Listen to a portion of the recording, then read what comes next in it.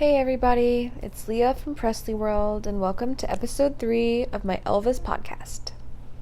Today I will be doing part 2 of my Elvis and Priscilla timeline.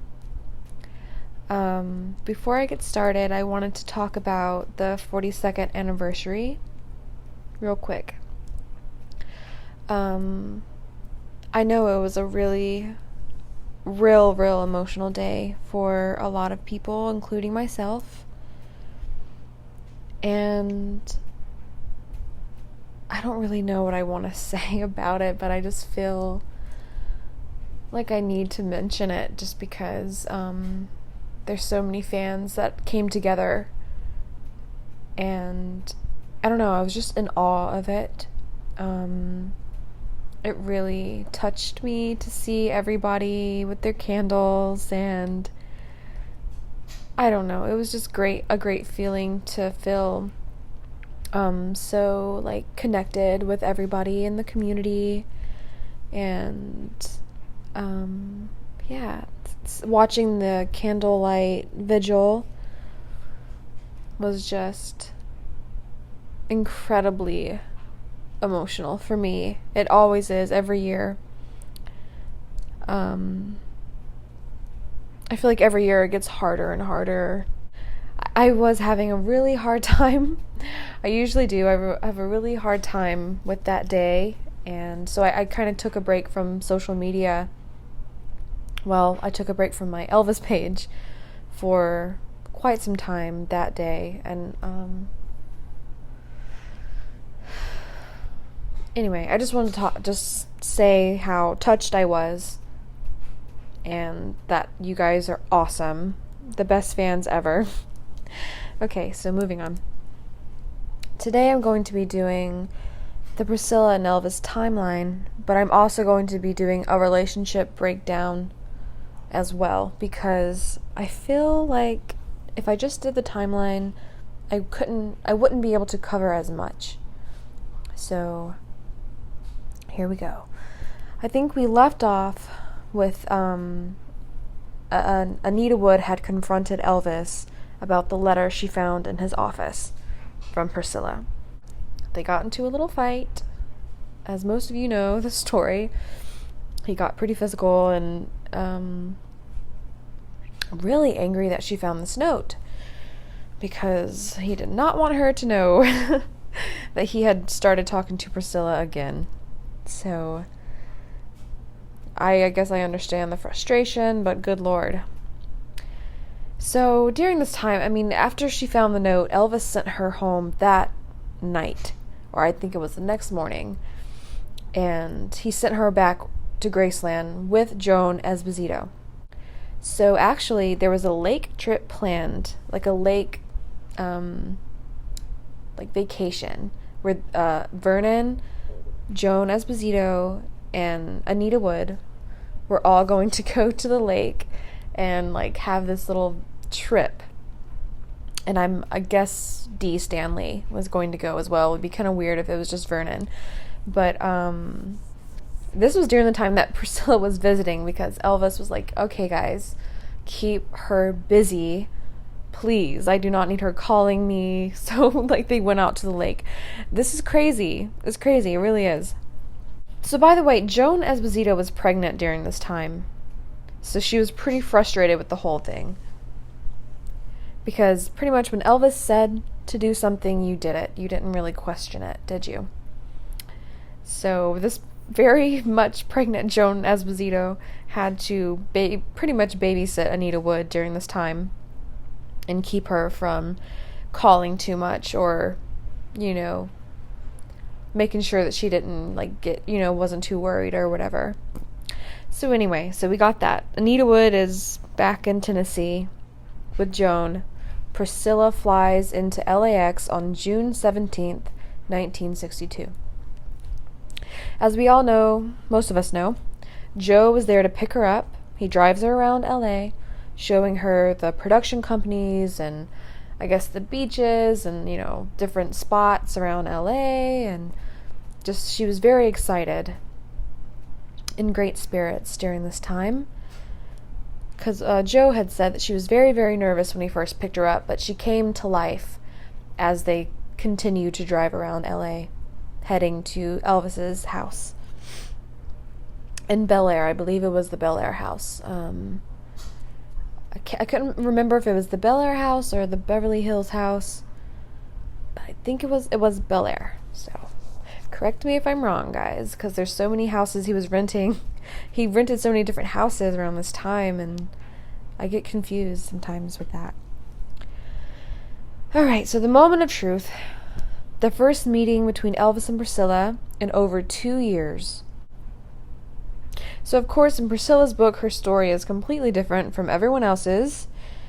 Once again, we're stuck in this weird situation where we have to really dig deep and try to figure out what is fact and what is fiction. Who I like to turn to most during, this particular story, who I like to turn to most is Patty Perry, Elvis's longtime friend and hairdresser. She fills in the blanks absolutely perfectly. I love her to death because she is straight to the point. And she's a very honest woman, and I appreciate her. I appreciate that she can fill in the blanks, and I'm ever so grateful. Thank you, Patty. So in Priscilla's book, she describes the meeting a little bit like this. Before entering, she's talking about the den/basement area. I took a deep breath. The years of waiting were now over. So she goes on to talk about her surroundings as well. She said, "In the dim light, I saw people lounging on the couch and others standing over by a jukebox selecting songs. Then I spotted Elvis, dressed in dark trousers, a white shirt, and a black captain's hat. He was leaning over a pool table, ready to make his shot. I wanted to run up to him, but this room full of people was not the setting I had dreamed of for our first meeting." Okay. So obviously, what we can tell from just this small part from her book, that this was not the dream, the dream she had in mind. So as the story goes, Priscilla and him eventually lock eyes, and he runs over to her, and they hug and whatnot, and he looks her over carefully. So, of course, as most of us know from reading her book and various, biographies and different interviews and information that we've gathered throughout the years, that Priscilla was very obsessed, or I don't know another word to use. She was very obsessed with her physical appearance. And she makes Elvis out to be very obsessed with her appearance as well, not just her. Which is a little weird, because with no other girlfriend was he really majorly obsessed with appearance. I've read several stories from people where he's like, "Hey, put on a little eyeliner. I don't like blue jeans. Can you put on this dress instead?" But with Priscilla, it just seems that his whole thing with her was her physical appearance. He seemed very, according to her, very obsessed with her appearance. So what she fails to mention in her book was the makeover that Elvis told Patty to give to Priscilla within minutes of her arrival.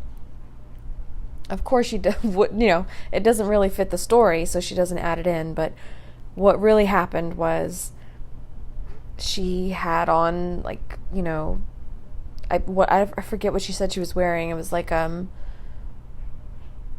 dress suit or something. Like, she had on like a coat and the skirt, and her hair was back in a ponytail. Well, Elvis didn't think she looked the part, supposedly, so he told Patty to go upstairs with her and fix her up. This is literally within minutes of her arrival. So before they really had the chance to reconnect, he sent her off upstairs to look the part. This seems to be a constantly reoccurring issue between him and her.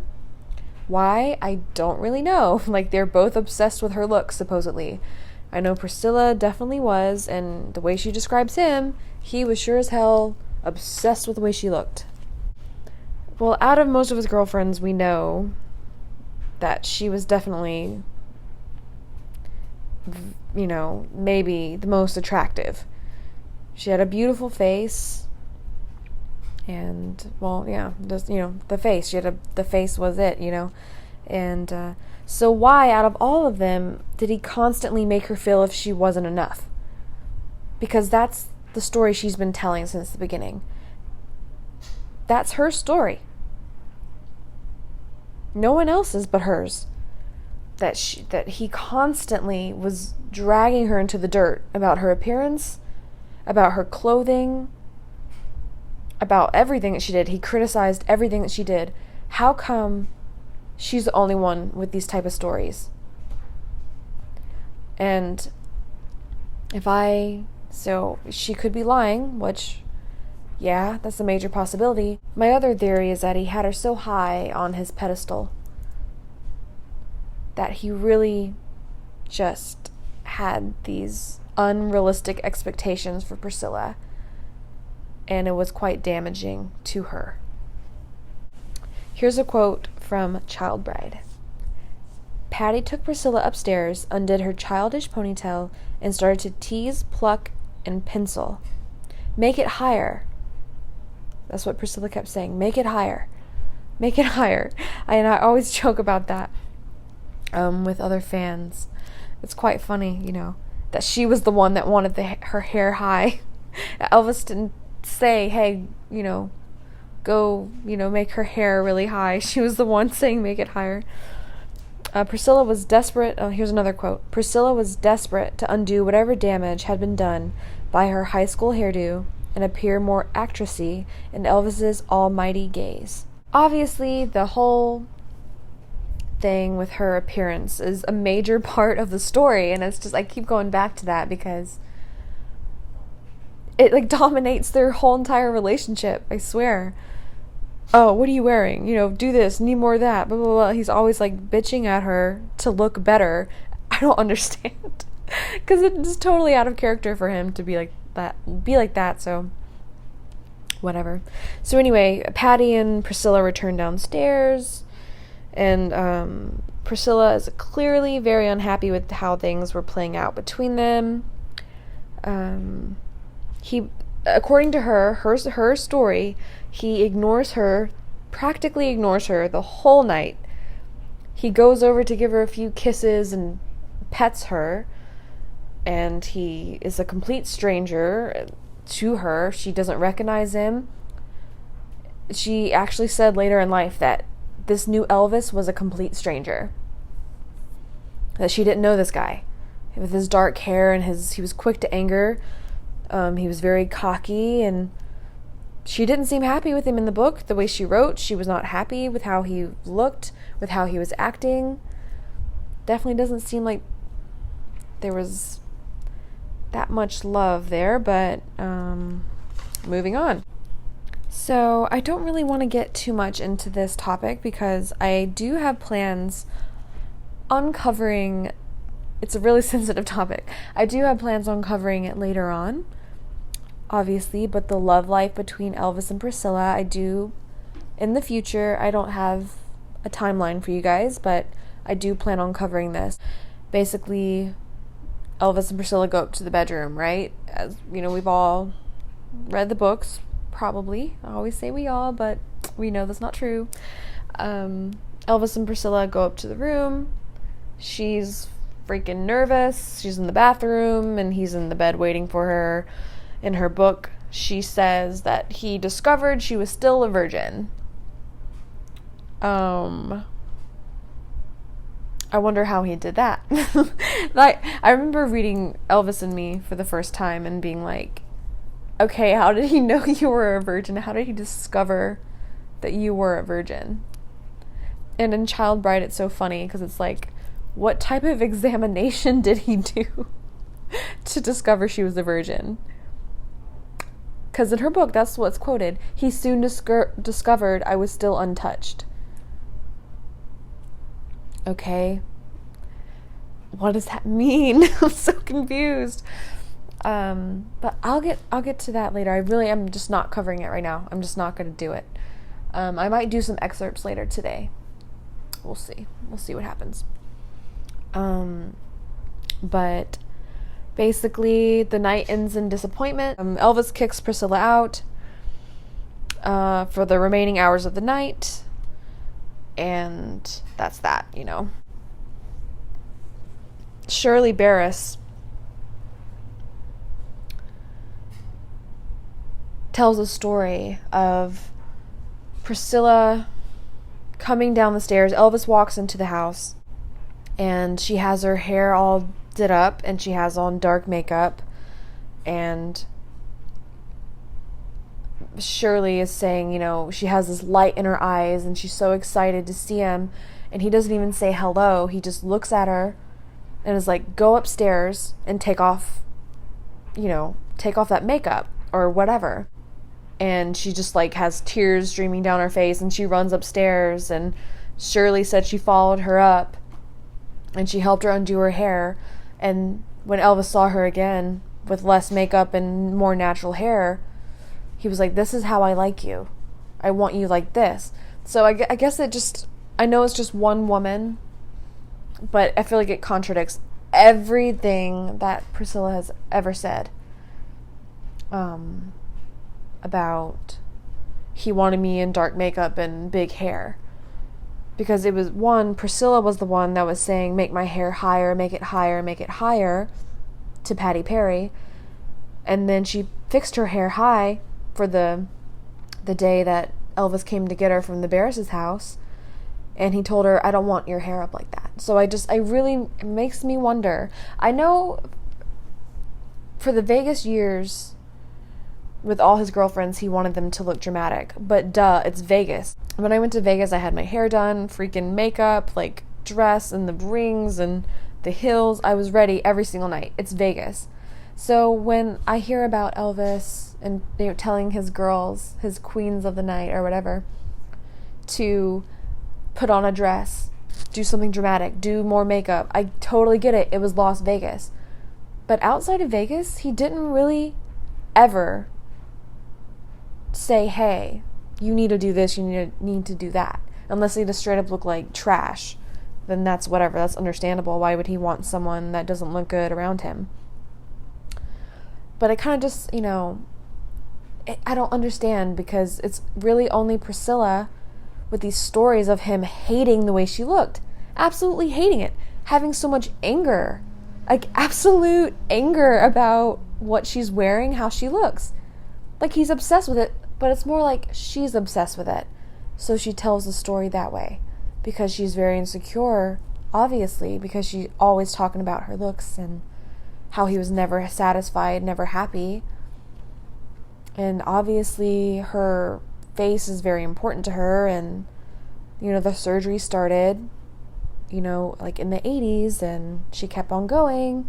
So it kind of just seems like she was the one that was unhappy with how she looked. She was the one that didn't like it. And she's kind of using Elvis as a vessel to make it seem like he hated it. But in reality, I don't think he did. He wasn't that type of guy. In Vegas, yeah, he was. Understandable. But I don't understand why she's always saying that he hated her looks, when she's clearly beautiful and there's nothing wrong with her. I just don't understand. I'm just going to run through this really quick because I cannot wait for my next episode. I'm way more excited about my next episode than this one, so I'm just going to run through it really quick. So basically, they went to Las Vegas, and nothing really happened there. Like, they gambled, they went to shows, and I know he took her shopping and got her all Vegas ready. And he got really mad at her one time because she gave her unwanted opinion about his music. I totally feel that, though. People have been coming to me about my podcast, giving me unwanted advice, and I'm just like, listen here.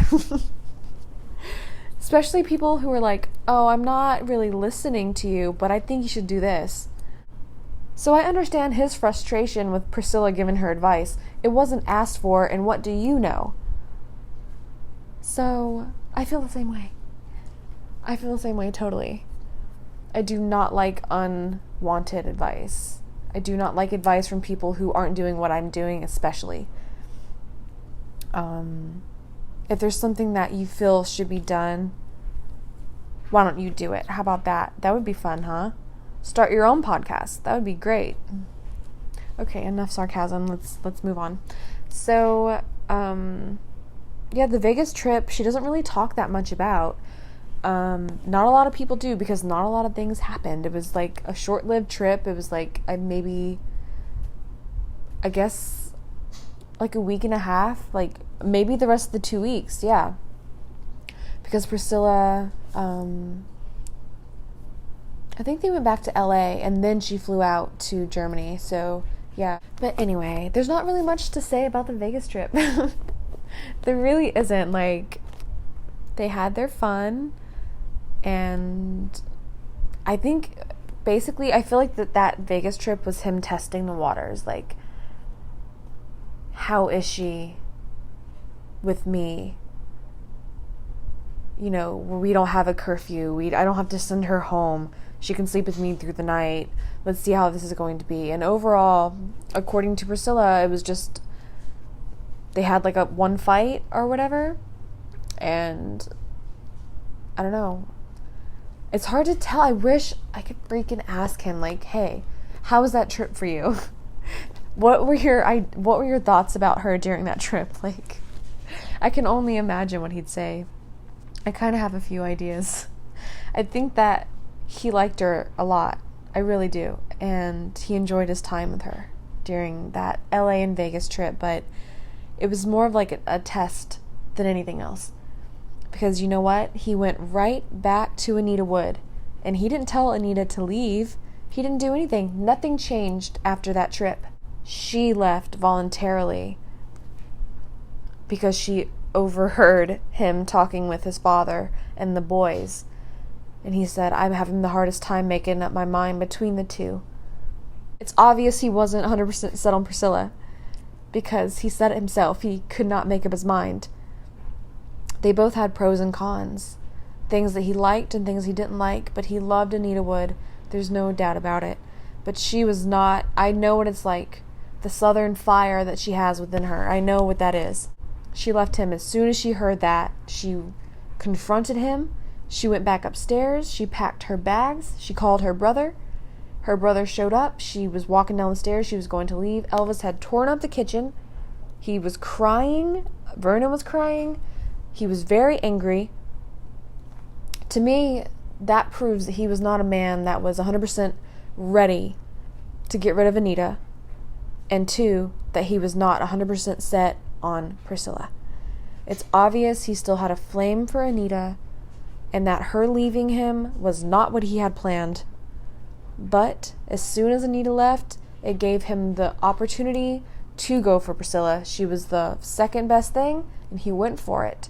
And we will cover that later on, because I do have an awesome topic picked out for next week. So I'm freaking excited. I know this episode was not really, I guess, as detailed as last week's, because I'm going to be honest with you, I'm just not into it. I cannot even lie. This morning I was telling my boyfriend, I was like, dude, I don't want to do this. He's like, just one more, babe, just one more. So I'm sorry, guys, but let me tell you something. Next week, it does involve Priscilla. It does involve Priscilla, but she's not the main star of the show. So I will cover, actually, it's a continuation in a way. It is a continuation. So you can only guess who it's going to be about. I'm really excited. It's so funny because I just totally forgot about this chick. And then I've been reading on her, and I'm like, oh my God, that'll be perfect for the podcast. So next week, all new episode, completely different segment. And I cannot wait to share it with you guys. I'm so excited. I just wish that I could skip over this. I'm sorry, I can't even lie. I'm not interested in this. So I hope you made it through this episode. I barely did. Oh my God. I'm like hella shit talking my own show. That's so bad. Okay, so I will see you guys next week. Oh, well, you will hear me next week. And it's going to be the best topic yet. I'm telling you. I got some stuff up my sleeve. It's going to be big time. So, yeah. Next week, new episode. I'm really excited about it. Can't wait to share it with you guys. Have an awesome day, awesome week. Okay. Bye, guys.